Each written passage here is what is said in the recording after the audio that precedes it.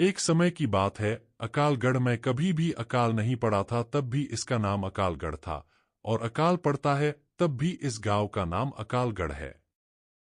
इस गांव के अकाल पड़ने की भी एक कहानी है। सुनाऊं क्या? नहीं, अरे नहीं सुनाऊंगा तो तुम्हें क्या घंटा समझ में आएगी। चलो अब असली बात पर आते हैं। अकालगढ़ में दो भाई नीरज और राजू अपनी बीवी के साथ बढ़िया रहा करते थे। राजू और नीरज में अच्छी बनती थी। नीरज का विवाह नहीं हुआ था, पर होने वाला था। कुछ दिनों बाद नीरज की भी शादी हो गई। कुछ दिनों तक तो ठीक ठाक चलता रहा, पर उनकी बीवियों में आपस में नहीं बनती थी, तो उन्होंने अलग अलग रहने का फैसला किया। दोनों अलग अलग रहने लगे। राजू अलग होने पर बहुत कामचोर हो गया था। पहले वह भाई नीरज के साथ थोड़ा बहुत काम काज कर लिया करता था। वह दिनों दिन और कामचोर होता गया और उसकी आर्थिक स्थिति खराब हो गई, और नीरज अपना काम काज सही करता रहा। उसने अपनी मेहनत से काफी अनाज खेत से उगाया। यह सब देख देख कर उसका भाई राजू बहुत जलता था, पर नीरज अपनी तरफ से सही था। एक दिन राजू और उसकी पत्नी ने मिलकर नीरज की पत्नी को रात में मार दिया। नीरज किसी काम से बाहर गया हुआ था। दोस्तों, वह रात अमावस्या की रात थी। चांद अपनी पूरी रोशनी पर था, तारे टिमटिमा रहे थे। रात बिल्कुल शांत थी और उन दोनों ने उसके घर कूदकर पहले सारा अनाज चुरा लिया। जब नीरज की पत्नी को पता चला कि उसके अनाज की कोई चोरी कर रहा है, तब उसने उठकर देखा तो राजू और उसकी बीवी अनाज चुराने में लगे थे।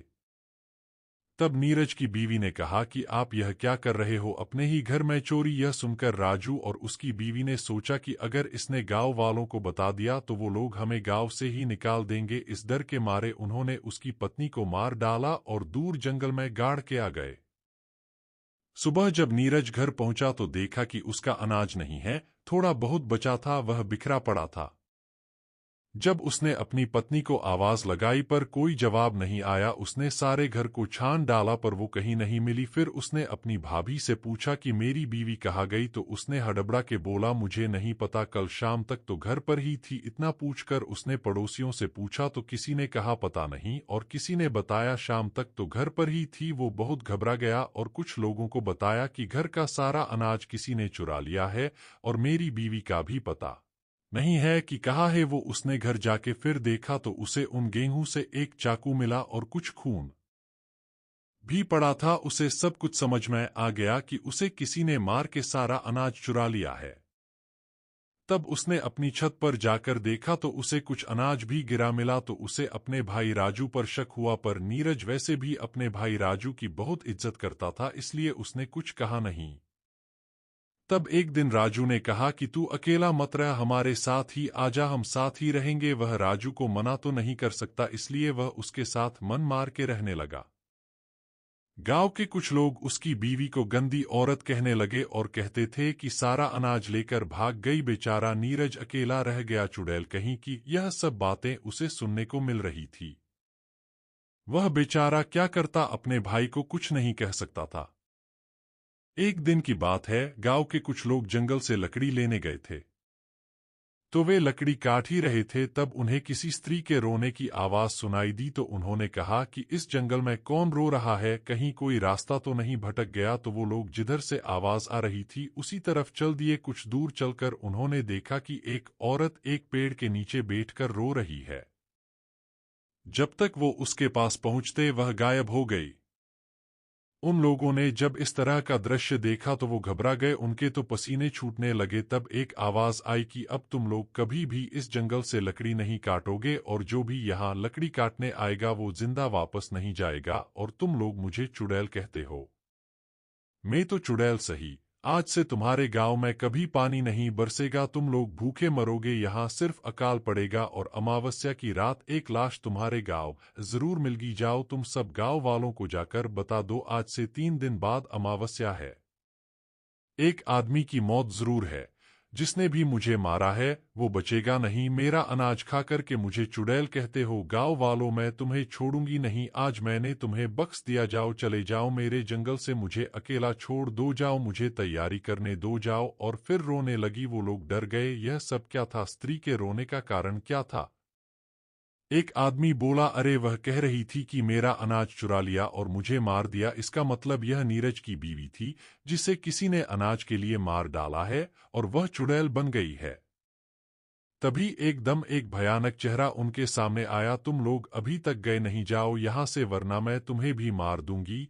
उनके तो होश उड़ गए। भागो भागो चुड़ैल चुड़ैल, ऐसा कहते हुए वह गांव पहुंचे। सारे के सारे ऐसे हाँफ रहे थे कि जिंदगी में इतना कभी नहीं भागे होंगे। गांव वालों ने इस तरह उन्हें भागते हुए देखा तो कहने लगे, क्या हुआ चुड़ैल चुड़ैल बके जा रहे हो, आगे भी कुछ बोलो। अरे तुम्हें बोलने की पड़ी है, हमारी जान पर बनी है। अरे पर हुआ क्या, तुम लोग इस तरह क्यों हाँफ रहे हो, बताते हैं, पहले सांस तो लेने दो। तब उन्होंने गांव वालों को बताया कि नीरज की बीवी चुड़ैल बन गई है और उसने हमसे कहा है कि मेरा अनाज किसी ने चुरा कर किसी ने उसे मार के जंगल में दफना दिया है। और वह कह रही थी कि अब तुम्हारे गांव में कभी पानी नहीं बरसेगा और हर अमावस्या को एक आदमी की मृत्यु होगी। जब तक उसकी आत्मा को शांति नहीं मिल जाएगी तब तक यूं ही वो लोगों को मारती रहेगी। एक आदमी ने पूछा, पर नीरज की बीवी को मारा किसने? कुछ लोगों ने कहा, पता नहीं, कोई तो है इस गांव में जिसने यह पाप किया है कि एक हिंदू औरत को दफना दिया। पर जिसने भी यह काम किया है उसकी वजह से सारा गांव मुसीबत में पड़ गया है। यह बात सुनकर राजू भी वहां पहुंच गया और सब बातें सुनकर उसके होश उड़ गए और वह घबरा सा गया और कहने लगा, वो चुड़ैल कोई और होगी, वह चुड़ैल नहीं बन सकती, वह तो अनाज लेकर भाग गई है। कुछ गांव वालों ने कहा, वो तो अमावस्या को ही पता चलेगा कि किसने उसकी हत्या की थी। चलो अपने घर जाओ, सब लोग जो होगा देखा जाएगा।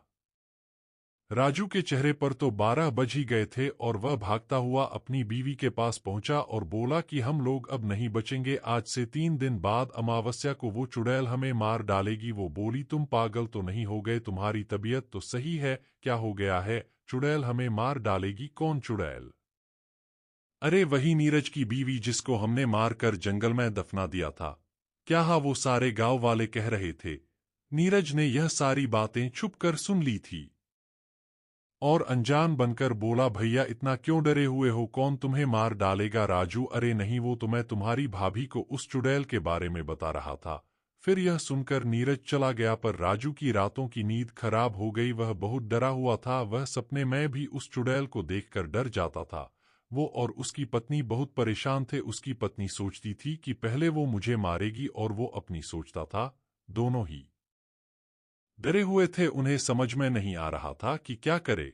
2 दिन ऐसे ही निकल गए। तीसरे दिन अमावस्या थी। सारा गांव डरा हुआ था। सब लोग यही बात कर रहे थे, पता नहीं आज किसकी मौत है।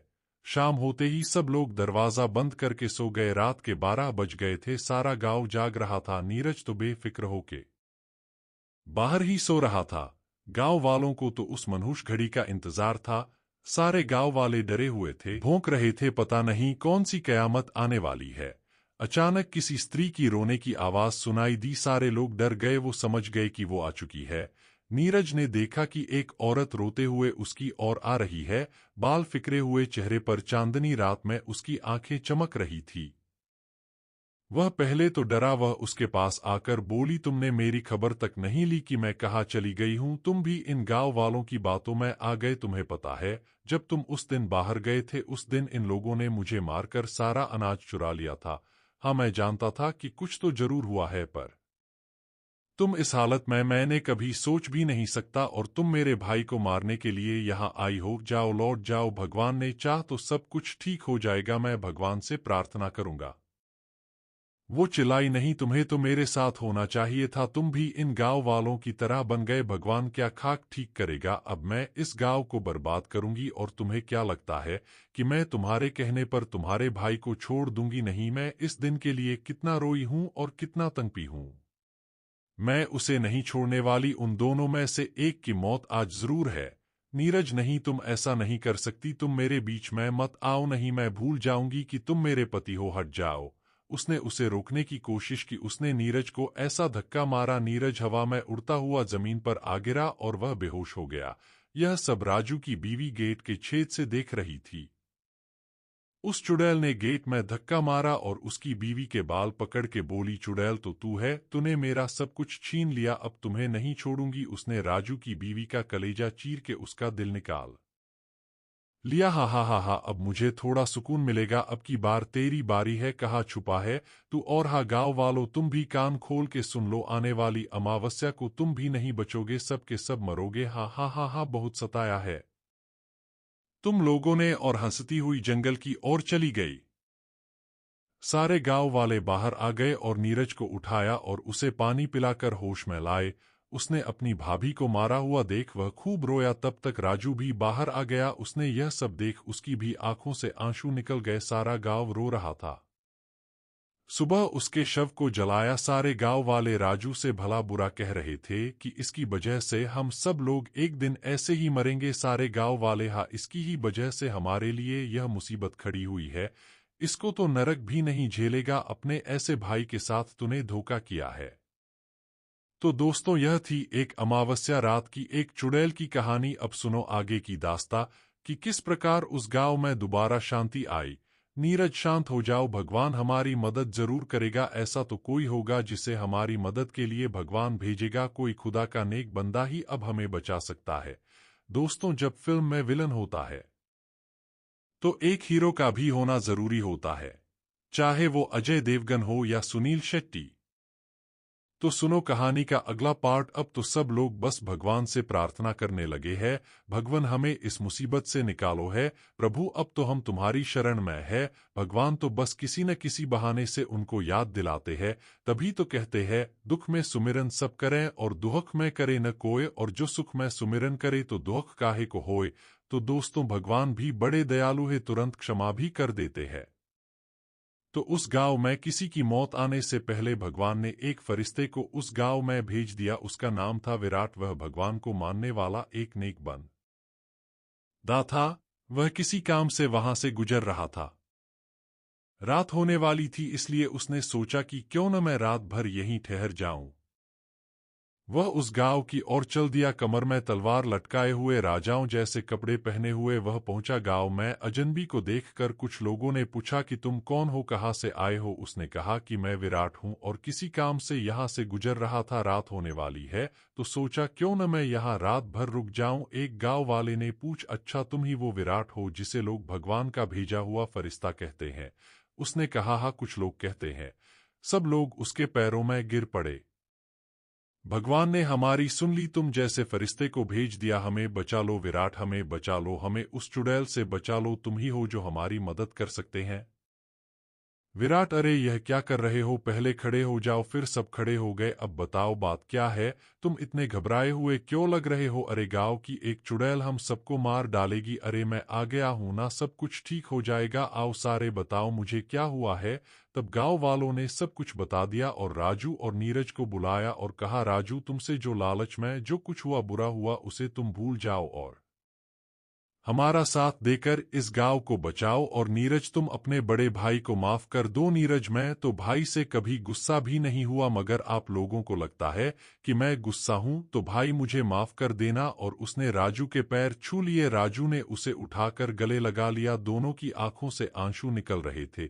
तब विराट ने कहा, हमारे पास कल का वक्त है और परसों अमावस्या है।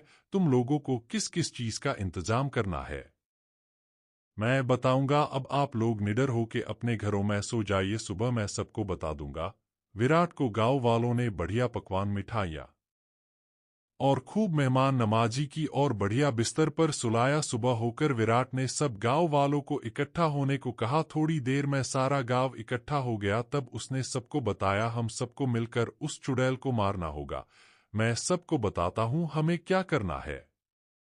कल रात पूरे गांव में उजाला होना चाहिए, कोई भी घर बिन उजाले के नहीं होना चाहिए। पूरे गांव को दीपावली की तरह सजा दो और सब लोग घर से बाहर होने चाहिए मेरी नजरों के सामने। और राजू, तुम अपने घर में हवन की सामग्री के साथ वहां बैठोगे, मैं यहां से मंत्र पढ़ूंगा और तुम आहुति दोगे। और नीरज, तुम जंगल में दो लोगों के साथ उस चुड़ैल की कब्र को खोद कर उसके शरीर को जलाना होगा। मैं तुम्हें कल सुबह यही मिलूंगा। अब सब लोग तैयारी करो। उस दिन की रात कब बीते सबको यही इंतजार था। सुबह होते ही विराट ने सब गांव वालों को इकट्ठा किया और कहा, तैयारी हो चुकी है गांव वाले? हाँ, हमने अपने घर में खूब सारे दीपक तैयार करके रख दिए हैं, सारी तैयारी हो गई है। शाम होते ही उसने नीरज से कहा, तुम 2 लोग लेकर यह लो अभिमंत्रित नींबू, यह तुम्हें वह कब्र कहाँ है यह बताएगा, यह जहां भी लाल हो जाए वही उसकी कब्र है।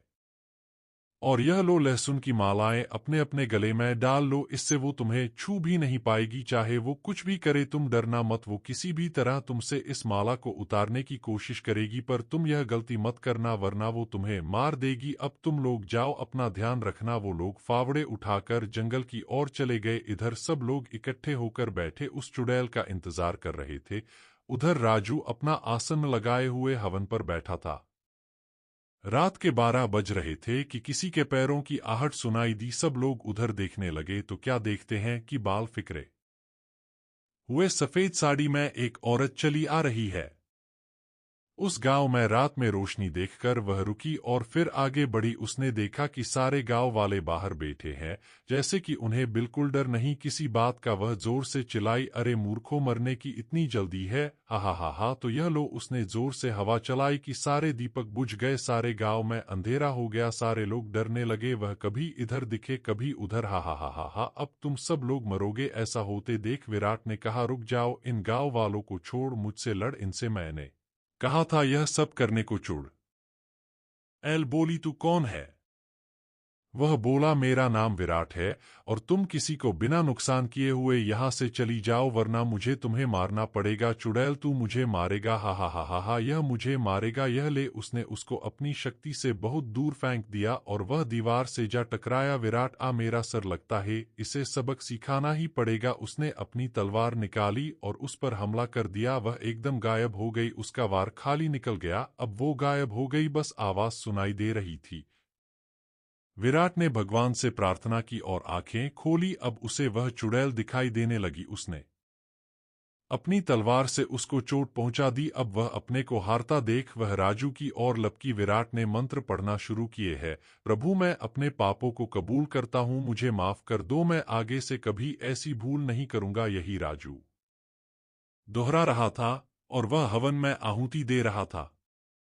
वह उसके ऊपर लपकी उससे पहले ही विराट ने अपनी तलवार निकाली और उसके पेट में घुसेड़ दी। तलवार उसके पेट को चीरते हुए पार निकल गई। वो चिल्लाई, आ। वो भागती हुई जंगल की ओर चली गई। उधर नीरज और उसके दोस्तों को वो कब्र मिल गई। वो उसे खोद ही रहे थे कि उन्हें किसी के चिल्लाने की आवाज आई। वो समझ गए कि चुड़ैल आ रही। उन्होंने खोदने की स्पीड बढ़ाई और उसकी लाश को निकाला। वो उस लाश को निकाल पाए ही थे कि वह वहां आ पहुंची। वो उन पर झपटी। जैसे ही उसने उन पर हमला करना चाहा, वह चीख कर दूर जा गिरी। वह लहसुन को देखकर दूर से ही चिल्लाई जा रही थी, उसे मत छुओ, उसे मत जलाओ। तब तक विराट भी उसका पीछा करते हुए वहां आ पहुंचा। उसने कहा, जल्दी से इस शरीर को जला दो। उनके तो हाथ कांप रहे थे, माचिस भी नहीं जल रही थी और वह चिल्लाए, नहीं नहीं नहीं, जा रही थी, नहीं, मुझे छोड़ दो, उसे मत जलाओ। माचिस जलते ही उसने उसमें आग लगा दी। शरीर जलने लगा और वह भी जलने लगी। वो आ नहीं, मुझे छोड़ दो, मुझ पर रहम करो, आ और वह राख के ढेर में परिवर्तित हो गई। विराट ने उन तीनों को शाबाशी दी और वह गांव वापस आ गए। सारे गांव वाले अब बहुत खुश थे। सबने विराट का धन्यवाद किया। सुबह होते ही विराट ने कहा, अब मुझे चलना चाहिए। सब गांव वालों की आंखों में आंसू आ गए और सबको राम राम करके विराट आगे बढ़ गया।